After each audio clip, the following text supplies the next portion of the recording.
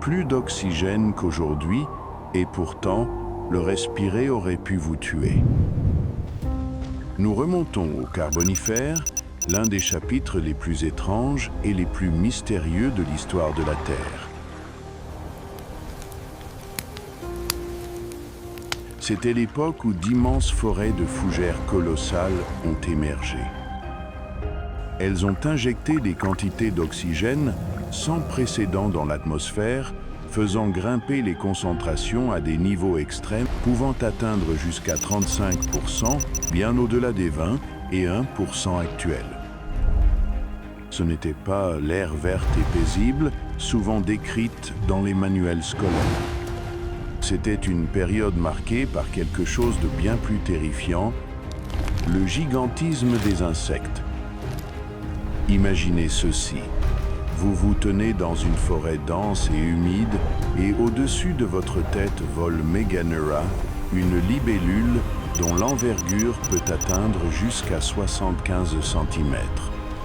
Ou bien imaginez Arthropleura, un mille-pattes géant pouvant s'étirer sur une longueur allant jusqu'à 2,60 m.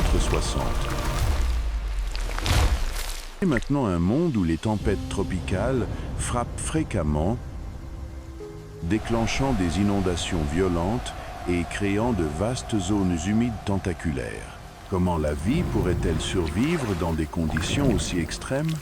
À présent, nous sommes sur le point de plonger dans l'ombre de ces forêts préhistoriques.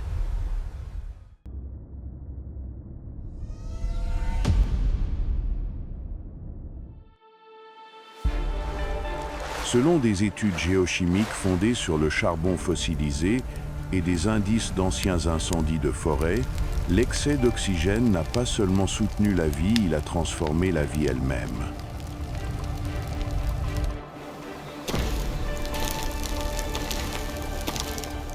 Dans ce contexte, le sol n'était plus le domaine de petites créatures. Il est devenu un refuge pour des corps massifs que nous ne pouvons aujourd'hui imaginer que comme des monstres.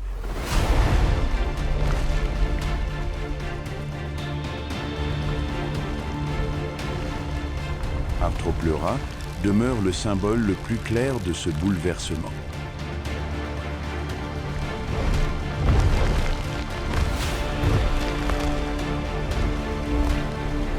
C'était un arthropode terrestre, un lointain parent des mille-pattes modernes, mesurant couramment 2 à 3 mètres de long.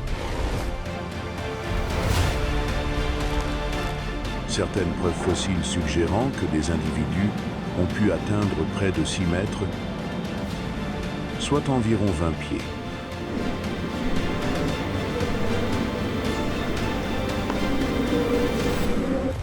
À ce jour, Arthropleura est considéré comme le plus grand arthropode terrestre ayant jamais existé.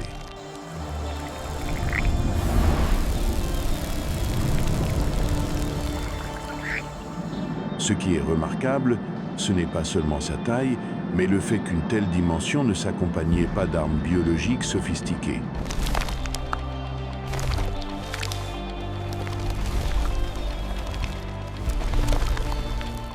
Il n'y avait ni venin mortel, ni mâchoire spécialisée pour mordre. Arthropleura existait parce que l'environnement permettait une telle taille.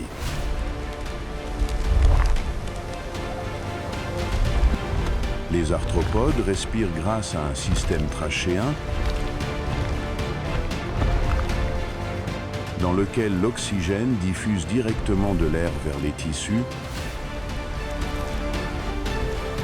sans dépendre d'un système circulatoire comme chez les vertébrés. Dans des conditions d'oxygène faibles ou modérées, ce mécanisme impose des limites strictes à la taille corporelle.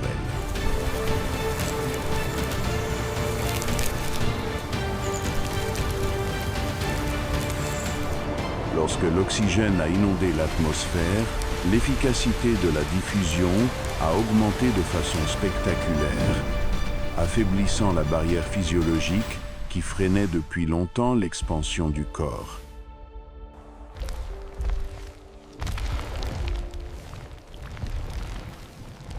La taille n'était plus un défi de survie, elle est devenue une conséquence presque naturelle.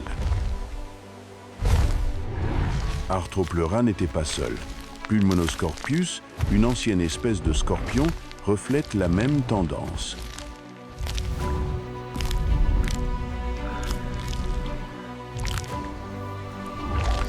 Les fossiles indiquent qu'ils pouvaient atteindre une longueur d'environ 60 et 11 cm,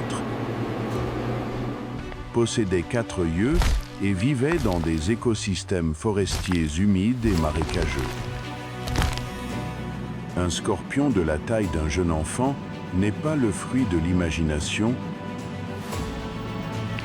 mais le résultat d'une pression sélective exercée dans un environnement profondément altéré. Lorsque les ressources sont abondantes et que la concurrence est rare,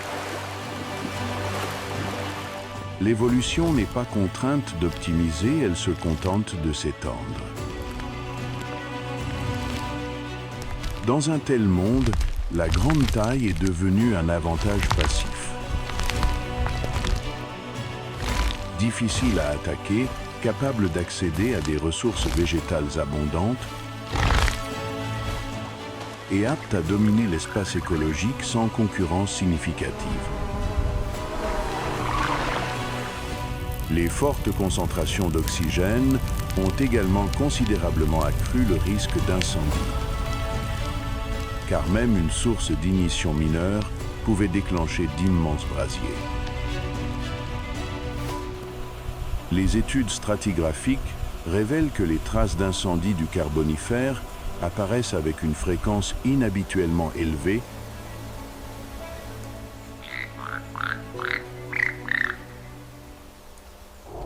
confirmée par la présence de charbon fossilisé. Dans ce contexte, l'armure rigide et les corps massifs qui donnaient autrefois un avantage à Arthropleura sont devenus des faiblesses fatales. Elle ne pouvait pas courir vite, ne pouvait pas s'enfouir profondément et ne disposait d'aucune stratégie de survie face aux incendies de grande ampleur.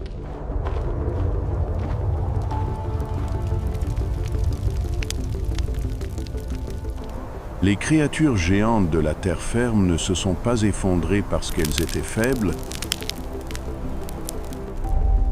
mais parce qu'elles sont nées dans un monde déjà déséquilibré. Arthropleura et Pulmonoscorpius ont existé, mais n'ont pas pu durer. Le Carbonifère montre clairement que lorsqu'une planète permet à la taille de dépasser les limites familières, la vie doit aussi en subir les conséquences.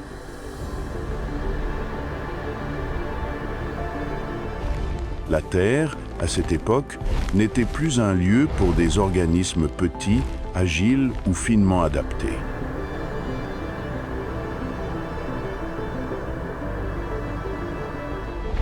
Elle appartenait à des corps lents et massifs, soutenus par une atmosphère riche en oxygène et un écosystème en surplus d'énergie.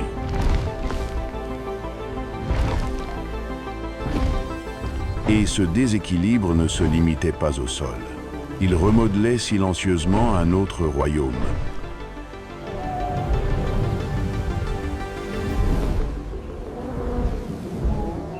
Le ciel où de nouveaux prédateurs déployaient leurs ailes et s'emparaient d'un écosystème presque vide. Et c'est là que le cauchemar du Carbonifère s'élève à un tout autre niveau.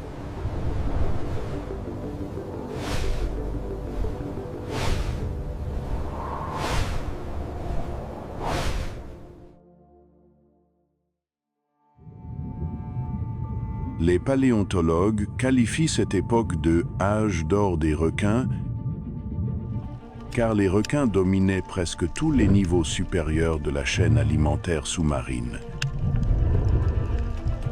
Ce qui distinguait les requins du Carbonifère, c'était ceci. Lorsque la nourriture était abondante et stable,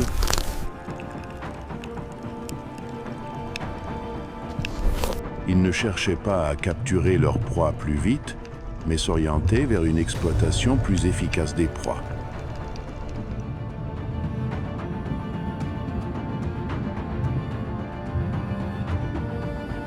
Cela a ouvert un espace évolutif entièrement différent où la forme du corps, la structure des mâchoires, la mécanique de l'alimentation et les stratégies de survie sont devenues centrales. Les archives fossiles montrent que les requins du Carbonifère occupaient simultanément de multiples niches écologiques.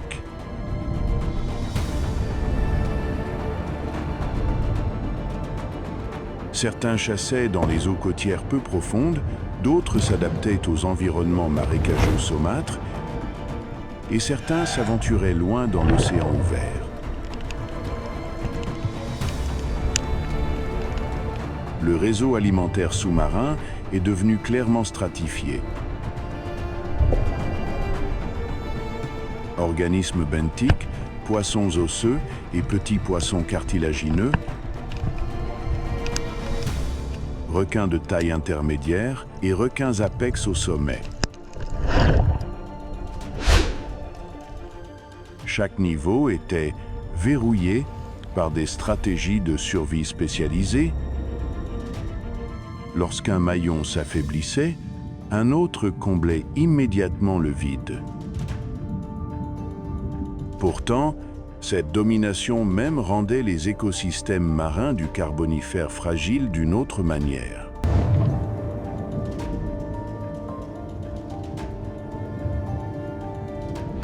Lorsqu'une chaîne alimentaire devient trop dense et trop stratifiée, la flexibilité écologique diminue. Les espèces se spécialisent de plus en plus, dépendant fortement de sources alimentaires spécifiques et de conditions environnementales étroitement définies. Et le plus troublant est ceci. Les requins ne se sont pas arrêtés à des formes familières.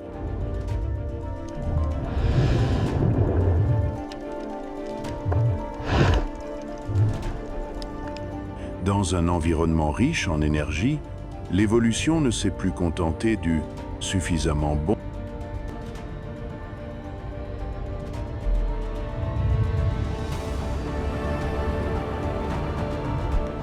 Des structures de mâchoires inhabituelles, des formes corporelles contre-intuitives et des stratégies de chasse sans équivalent aujourd'hui ont commencé à apparaître. À ce stade, l'eau n'était plus seulement un milieu de survie, elle est devenue un laboratoire évolutif incontrôlé. Des prédateurs à l'affût dans l'obscurité, où le silence pouvait tuer plus vite que les dents ou les griffes. Stetacanthus était une espèce ancienne de requin, mesurant en moyenne environ 90 cm, 3 pieds,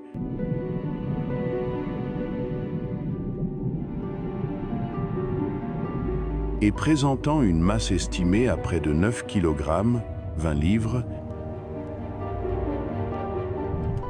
ce qui le distinguait dans le monde des requins du Carbonifère était sa structure dorsale extrêmement inhabituelle. Une grande épine dorsale associée à un épais coussin de tissu, à la texture rugueuse, dressée comme une planche à repasser renversée. Rien n'indique que cette structure l'aidait à nager plus vite, à chasser plus efficacement ou à mieux se défendre contre les prédateurs.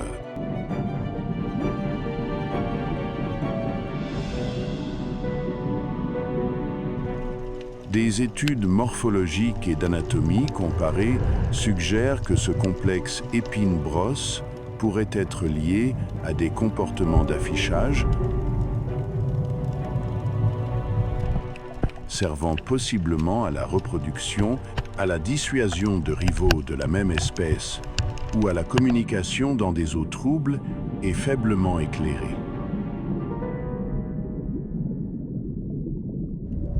Cela fait de Stetacanthus une anomalie évolutive profondément troublante d'un point de vue théorique.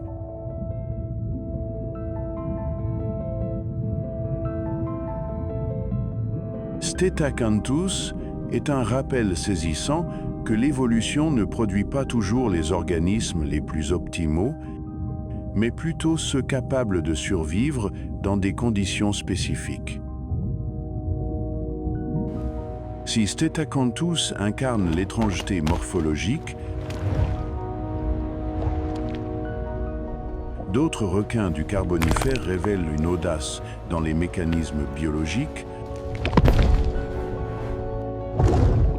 notamment au niveau de la structure des mâchoires. Un exemple notable est Aestus, un ancien prédateur marin connu grâce à des fossiles indiquant une taille extraordinaire, avec une longueur estimée dépassant 6,70 m, soit environ 22 pieds. Il figurait parmi les plus grands prédateurs ayant jamais peuplé les océans du Carbonifère.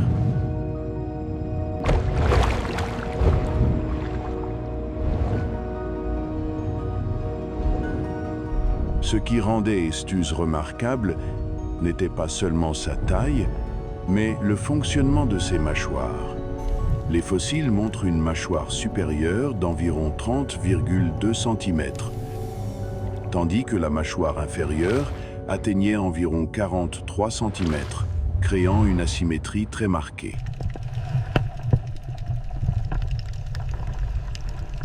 Les articulations de la mâchoire indiquent un mouvement qui n'était pas un simple geste d'ouverture et de fermeture le long d'un seul axe, mais qui fonctionnait plutôt comme une paire de ciseaux, avec plusieurs phases de mouvement, un mécanisme souvent décrit comme un système à 2 engrenages. Cela permettait de traiter les proies avec une efficacité extrême une fois immobilisées. Trancher, déchirer et séparer les tissus avec une force et une précision remarquables.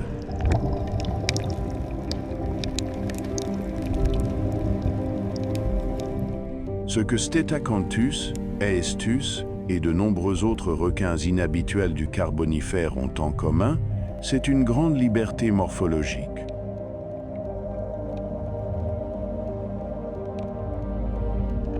Les requins de cette époque n'étaient pas contraints par un unique modèle standard, comme le sont les requins modernes. Ils présentaient des épines dorsales, des proportions corporelles atypiques, des structures de mâchoires asymétriques et des stratégies de survie non répétitives. Cependant, lorsque l'évolution investit trop lourdement dans des conceptions hautement spécialisées, la flexibilité écologique commence à s'éroder. Créatures optimisées pour le traitement des proies dans un environnement riche en énergie rencontrent de graves difficultés lorsque les ressources alimentaires diminuent ou lorsque la structure de l'écosystème se modifie. Les formes étranges sont souvent étroitement liées à des conditions spécifiques. Elles prospèrent dans un monde stable,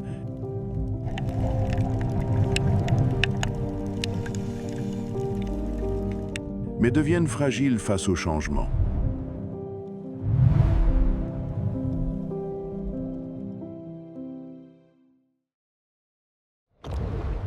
Au cœur de forêts marécageuses denses, où la lumière est engloutie par une canopée épaisse et où l'humidité lourde imprègne l'air, une forme de prédation entièrement différente a émergé. C'était un monde de chasseurs qui n'avaient pas besoin de poursuivre leur proie, ne dépendaient ni de la vitesse ni de l'endurance,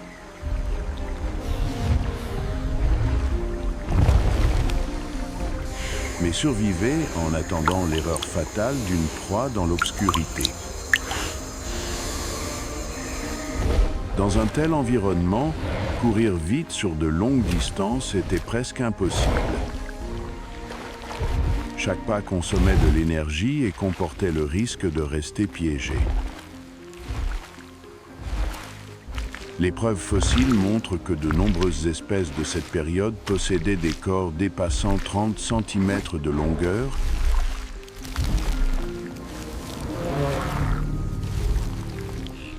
avec des silhouettes basses et compactes et des morphologies larges, certaines atteignant une taille comparable à celle d'une tête humaine.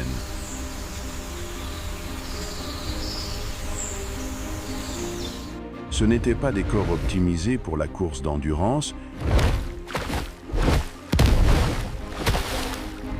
mais pour libérer une force explosive sur de très courtes durées. Les analyses de la structure des os des membres révèlent de vastes zones d'insertion musculaire et des articulations robustes, permettant des accélérations soudaines et puissantes. Des modèles biologiques fondés sur l'anatomie suggèrent que ces créatures pouvaient atteindre des vitesses de pointe de l'ordre de 15 à 16 km par heure sur de très courtes durées, non pas pour poursuivre une proie, mais pour mettre fin à la chasse dès les premières secondes. Les prédateurs du Carbonifère creusaient des terriers ou exploitaient des cavités de racines d'arbres, des fissures boueuses et des souches en décomposition comme cachette. Les proies n'étaient pas soumises à une poursuite constante, mais vivaient sous une tension persistante et invisible, se déplaçant plus lentement, adoptant des comportements plus prudents et se reproduisant même différemment.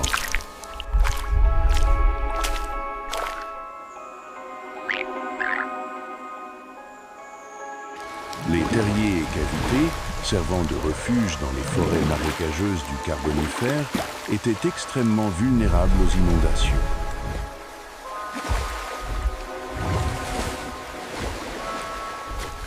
Le climat chaud et humide rendait les fortes précipitations fréquentes et le relief plat provoquait une montée rapide des eaux, mais un drainage lent. Une inondation soudaine pouvait submerger des systèmes entiers de terriers en quelques heures, transformant des refuges en véritables pièges mortels.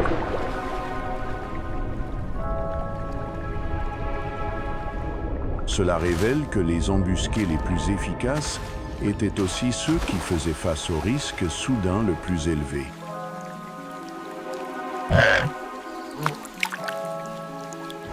Il n'y avait pas de temps pour fuir, aucune voie de secours.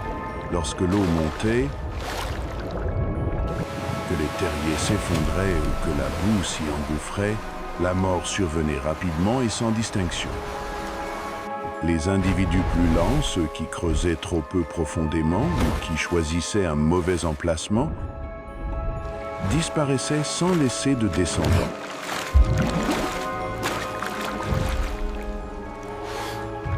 Le Carbonifère n'était pas un monde de stratégie à long terme. L'évolution y reposait sur l'efficacité immédiate, combinée au hasard, un monde régi par des instants décisifs.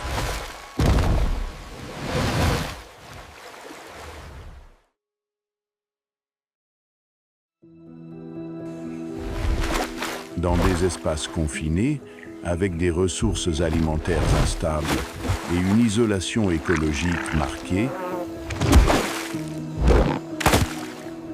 les rivières, lacs et marécages d'eau douce du Carbonifère sont devenus le creuset le plus impitoyable de la sélection naturelle.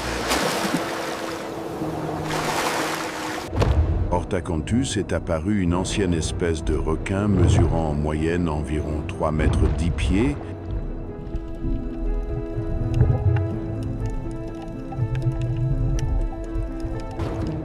ayant vécu entre environ 315 et 275 millions d'années, et surtout adapté principalement aux environnements d'eau douce,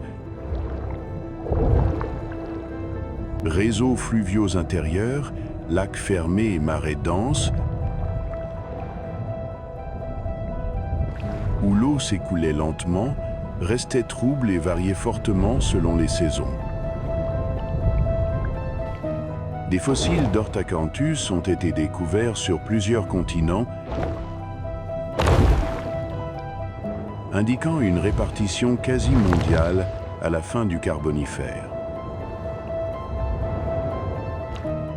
Son corps était long et élancé, presque anguilleux, parfaitement adapté pour se faufiler dans des chenaux étroits et des systèmes racinaires inondés.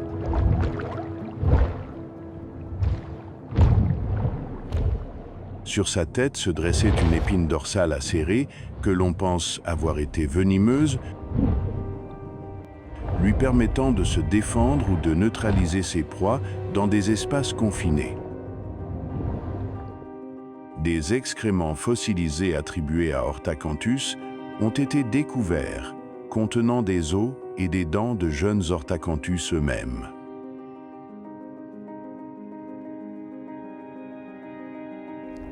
Il ne s'agit pas d'une spéculation fondée sur des modèles écologiques, c'est une preuve physique irréfutable.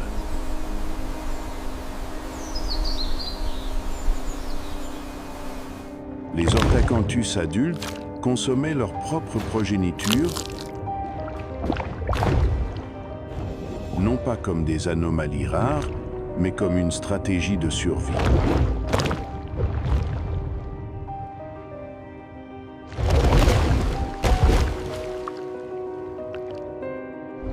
La disponibilité de la nourriture dépendait des précipitations, des cycles de crue, de la décomposition végétale et des organismes benthiques, tous extrêmement sensibles aux changements environnementaux.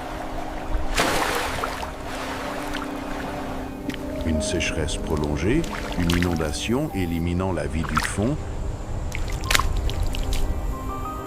où l'accumulation de sédiments pauvres en oxygène suffisait à faire s'effondrer l'ensemble de la chaîne alimentaire.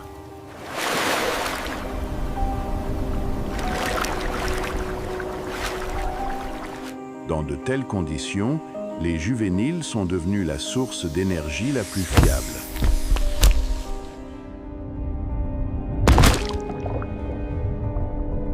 Lorsque l'environnement ne pouvait plus soutenir une génération entière,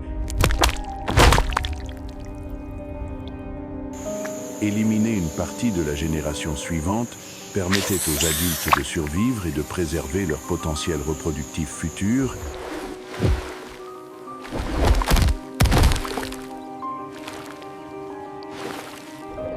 L'évolution ne se soucie que de la probabilité de survie, et cela révèle une différence fondamentale entre les systèmes d'eau douce et les océans durant le Carbonifère. Dans les océans, le surplus d'énergie permettait des stratégies complexes et indirectes.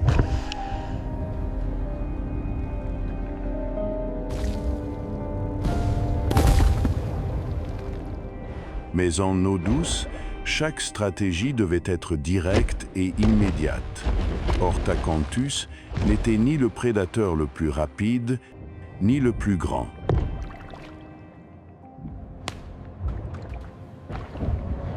Mais il figurait parmi les mieux adaptés aux conditions extrêmes. Son corps allongé économisait l'énergie tout en se déplaçant lentement dans des eaux stagnantes. Son épine venimeuse permettait de maîtriser les proies sans poursuite, et le comportement cannibale garantissait que l'énergie ne s'échappait pas du système. Il est important de noter que les environnements d'eau douce du Carbonifère n'ont pas seulement favorisé le cannibalisme, ils ont aussi façonné des stratégies de chasse fondamentalement différentes de celles de l'océan ouvert. Les eaux troubles, la faible visibilité et les terrains complexes remplis de racines, de troncs en décomposition et de boue épaisse rendaient toute poursuite à longue distance presque impossible. Depuis ces eaux obscures, l'évolution a commencé à privilégier des créatures capables d'embuscade, de dissimulation et de frappe décisive en quelques instants fugaces. À partir de ces systèmes d'eau douce confinés, le récit du Carbonifère glisse désormais vers un chapitre encore plus terrifiant, des embusquées dans l'obscurité où le silence tue plus vite que les dents et les griffes.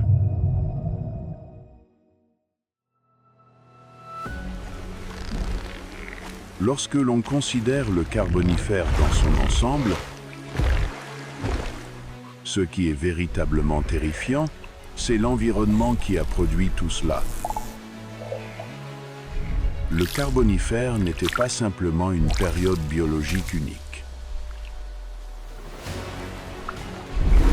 Ce fut un moment rare de l'histoire de la Terre où la planète entière fonctionnait comme une gigantesque machine marécageuse alimentant en permanence la vie au-delà des limites normales, tout en accumulant silencieusement les conditions de son propre effondrement. Entre environ 358,9 et 298,9 millions d'années, la majorité des continents étaient regroupés près de l'équateur. Cette configuration a soumis la Terre à un climat chaud et humide prolongé, avec des précipitations élevées et relativement stables pendant des dizaines de millions d'années.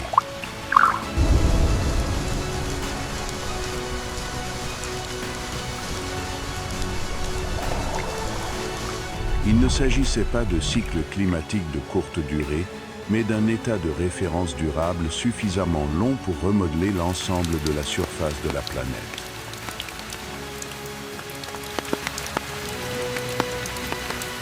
Ces forêts étaient dominées par d'anciennes plantes vasculaires, telles que de gigantesques lycopsides, des prêles et des fougères arborescentes, mesurant de plusieurs mètres à plus de 30 mètres de hauteur.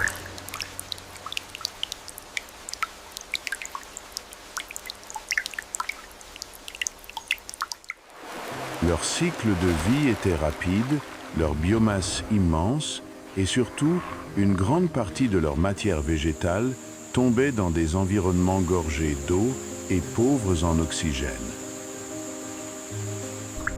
Dans de telles conditions, la décomposition ralentissait considérablement, le carbone était enfoui et s'accumulait sous forme d'épaisses couches de tourbe, modifiant l'équilibre de l'atmosphère.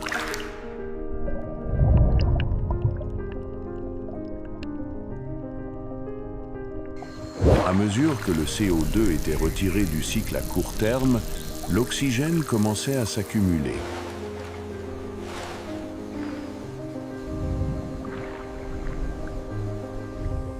Des niveaux élevés d'oxygène intensifiaient les processus métaboliques, relâchaient les limites physiologiques de nombreux groupes d'organismes, et levaient les contraintes qui restreignaient autrefois la taille corporelle. L'extinction ne s'est pas produite comme un unique événement catastrophique, mais comme une série de ruptures en cascade à travers des écosystèmes déjà sous tension.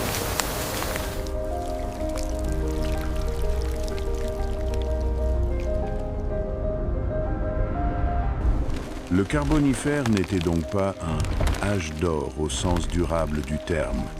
Il s'agissait d'une expérience planétaire partiellement échouée.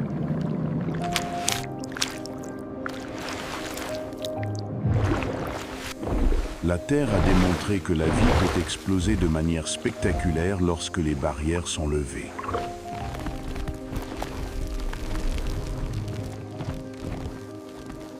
Mais elle a aussi montré que tout système extrême porte en lui les graines de sa propre destruction.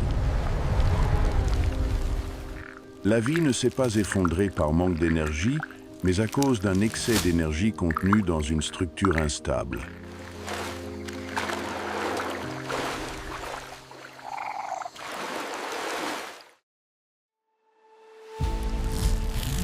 À mesure que le Carbonifère touchait lentement à sa fin, l'héritage le plus troublant fut la présence d'organismes impossibles à classer proprement dans une quelconque catégorie évolutive.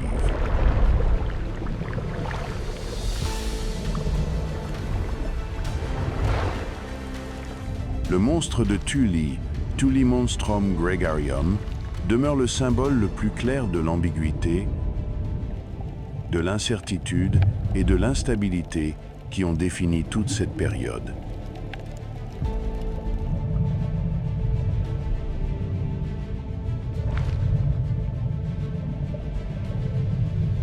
Il a été découvert pour la première fois dans l'État de l'Illinois, aux États-Unis, dans des couches sédimentaires datées d'environ 307 millions d'années durant le Carbonifère supérieur.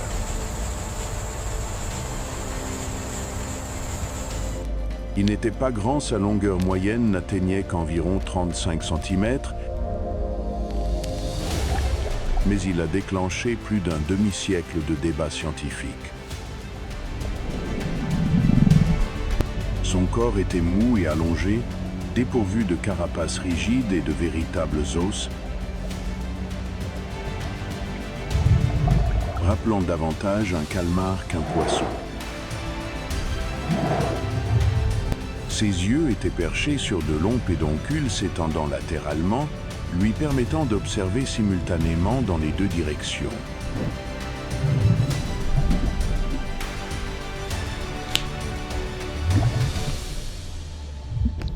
À l'avant se trouvait une longue trompe se terminant par une mâchoire armée de 6 dents, évoquant davantage une pince biologique que la bouche de tout animal familier. Il ne s'intègre pas clairement parmi les invertébrés, mais ne correspond pas non plus à aucun groupe connu de vertébrés. Cependant, certains spécimens présentent des traces de protéines caractéristiques associées au cartilage,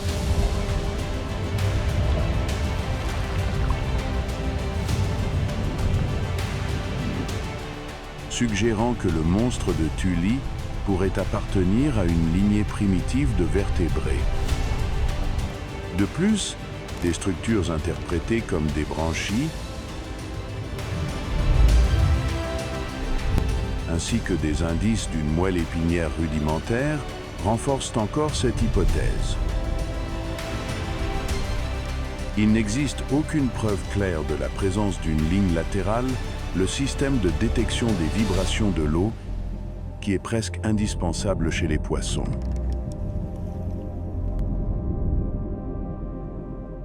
Aucune structure correspondant à des organes de l'équilibre, tels que l'oreille interne, n'a été identifié.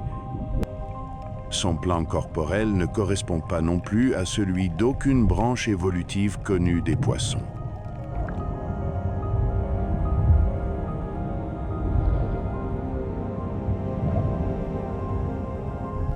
Il en résulte que le monstre de Thully se situe à la lisière de tous les systèmes de classification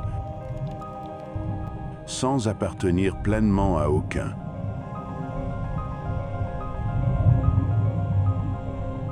L'existence d'une telle créature est le produit direct d'un environnement évolutif incontrôlé.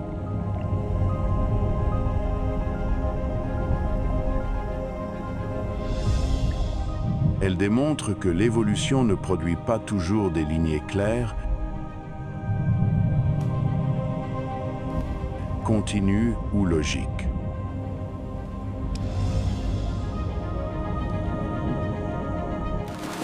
Le Carbonifère a pris fin, mais sa leçon demeure. Lorsqu'une planète pousse ses systèmes au-delà du seuil d'équilibre, la vie ne choisit ni la sécurité, ni la morale.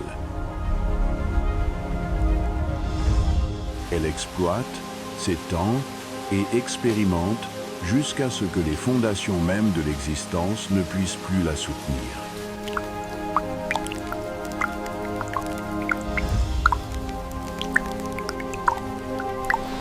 Ainsi, lorsque nous regardons le Carbonifère en arrière, la question n'est pas qu'est-ce qui a survécu, mais ce qui a été perdu lorsque la Terre s'est transformée en un monde impropre à une vie stable.